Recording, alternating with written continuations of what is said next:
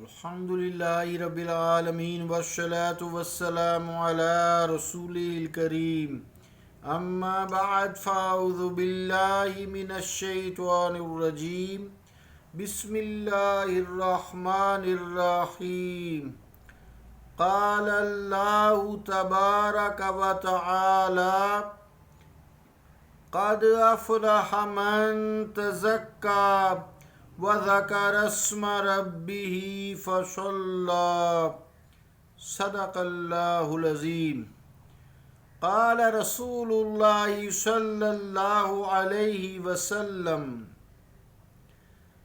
الاحسان ان تعبد اللہ کأنک تراہ فإن لم تکن تراہ فإنہ یراک صدق اللہ و صدق رسولہ الکریم۔ عزیزان گرامی قدر، السلام علیکم ورحمۃ اللہ وبرکاتہ۔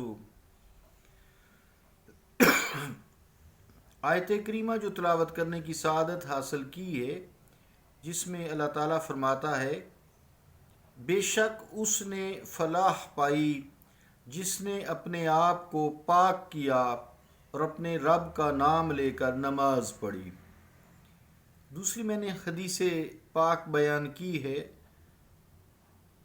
اس کا ترجمہ یوں ہے کہ رسول کریم صلی اللہ علیہ وآلہ وسلم نے فرمایا احسان یہ ہے کہ تو اللہ تعالیٰ کی عبادت اس طرح کرے گویا اسے دیکھ رہا ہے، اور اگر تو اسے نہیں دیکھ رہا تو یہ خیال کر کہ وہ تجھے دیکھ رہا ہے۔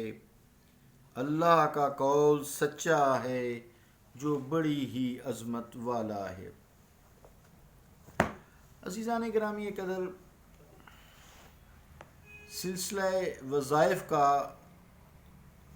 جو ہمارا شروع تھا میری بیماریوں کی وجہ سے منقطع ہو گیا تھا، اللہ تعالیٰ کے فضل و کرم سے آج اس کو ہم دوبارہ شروع کرتے ہیں، جس میں انسان اپنے نفس کا محاسبہ کرتا ہے۔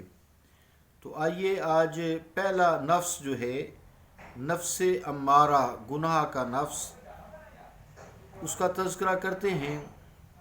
قرآن مجید میں اللہ کریم نے فرمایا ہے سورہ یوسف میں ان النفس لامارۃ بالسوء، کہ بے شک نفس امارہ برائی کا بڑی شدت سے حکم دینے والا ہے، اللہ کا قول سچا ہے جو بڑی ہی عظمت والا ہے۔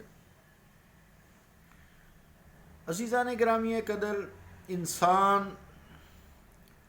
اللہ تعالیٰ کی بہترین سے بہترین تخلیق ہے۔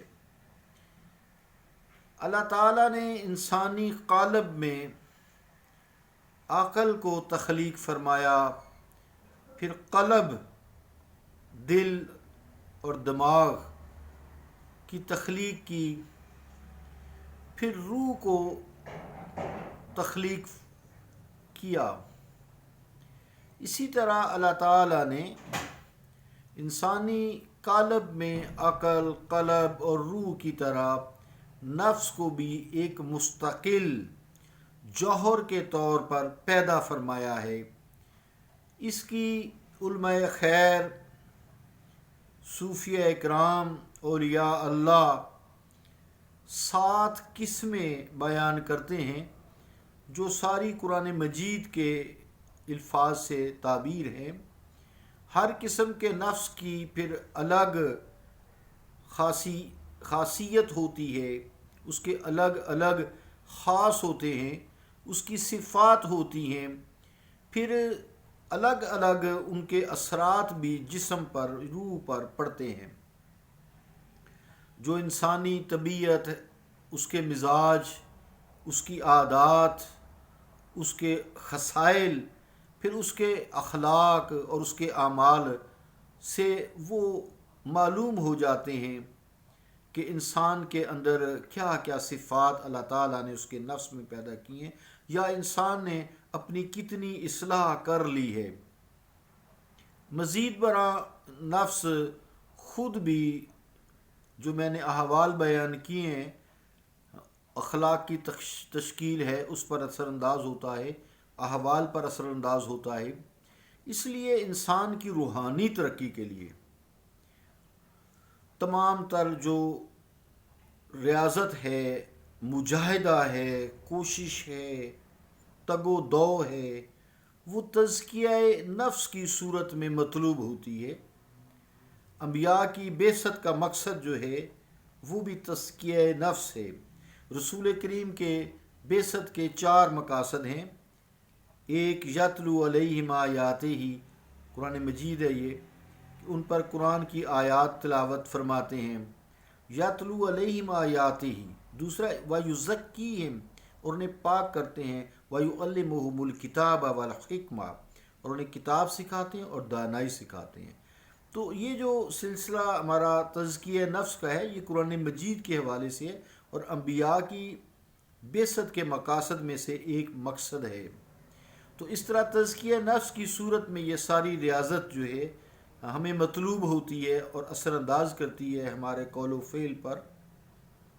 یہی وجہ ہے کہ حضور کریم علیہ الصلاۃ والسلام نے اسی نفس کی اصلاح اور تطہیر، پاکیزگی کے عمل اور تزکیہ کی محنت کو جہاد اکبر سے تعبیر فرمایا ہے، اور میدان جنگ میں کفار کے ساتھ جو انسان جنگ کرتا ہے، سینہ سپر ہو جاتا ہے، ان کے ساتھ جان کی بازی لگاتا ہے، اسے جہاد اصغر کہا گیا ہے۔ یہاں سے اندازہ لگائیں کہ انسان کی اپنی اصلاح یعنی تزکیہ نفس کرنا کس قدر اہمیت کا حامل ہے، ورنہ انسان جہاد اصغر سے بھی جاتا ہے جب تک تزکیہ نفس نہ ہوا ہو۔